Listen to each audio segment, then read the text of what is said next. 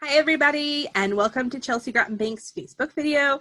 Today is our budgeting wrap up. So we have talked the rest of the week about how to start setting up your budget. And today we're talking about getting that all wrapped up. Today we're going to be talking about your debts. We're going to be talking about your savings account, and we're going to be talking about what happens when it all doesn't match up. So one of the final sections of your budget should be your debts.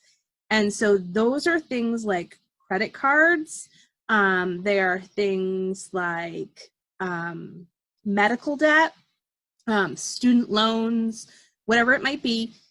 If you have a mortgage, it does not go here because that should go with your household expenses. If you have a car payment, it does not go here. That should go with your automobile expenses. If you bought your child a car and so you have that they're paying the bill, they're giving you money, you may want to put the car payment in your debts, but in your income, make sure that you're accounting for your child paying you that money every month. So it ends up washing itself out in your budget. You do want to account for it because it is money going in and out of your account. And if your child does not give you a payment one month, you're going to have to account for that payment. So really looking at that. So that could be something that might go there. If you had a personal loan, that could go in your debts section. Each credit card should have its own line item so that you know exactly how much you owe each card every month. And you can see the debt going down month by month by month.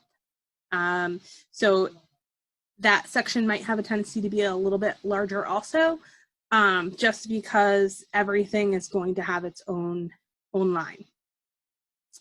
And then after that, you're going to want a line for savings because you should always be putting some money into savings every month, whether it be $10 or $20 or $200 or $2,000. Some money should go into savings every month.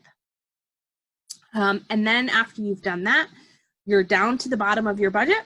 So you take your income, add those all up, add it on a line. You take your expenses. So you add up all of those expenses from each section of your budget straight down the line, come up with a number. Hopefully it is less than the number that's for income. So you subtract your expenses from your income, and that will show you how much expendable income that you have. Now, if you have money left over at the end of the month, it should be allotted somewhere. You shouldn't just have randomly $150 just hanging out.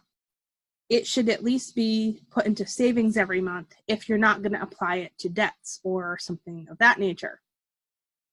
Putting it into your savings every month will give you a little bit of wiggle room if something were to go wrong.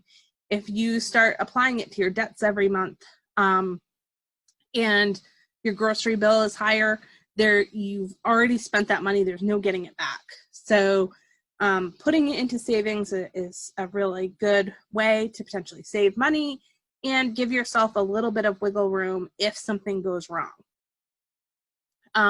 So what happens if your expenses are more than your income? And this happens a lot. This is the paycheck to paycheck, meaning that some of us are really tight, we're getting through, but what is happening is that the expenses that we can't pay the 1 month is coming out of the first paycheck from the next month. So we're constantly worried about where our money's coming from. So this is the time to go back. Can we trim some money from our grocery budget? Can we trim down some of our personal expenses? Could we get rid of cable? You know, where are your big dollar amounts? You have to look at how much you're off and then look at where you might be able to make that up. Can you try out a new hairdresser? Can you forego going to the hairdresser for a couple of months to get some of your debts paid down so that that money that you're sending to your debts every month can then be applied. So one of the best ways is to give up some of those personal expenses to pay down some debts, which allows you more free room in your budget every month to add back in those things that you want instead of those things that you need. So hopefully this was helpful, and we will be talking about something a little bit more pleasant than budgeting next week. So tune in, and if you have any questions, please feel free to reach out. We do a whole entire class on budgeting, so be on the lookout for those. You can join in virtually and ask as many questions as you like.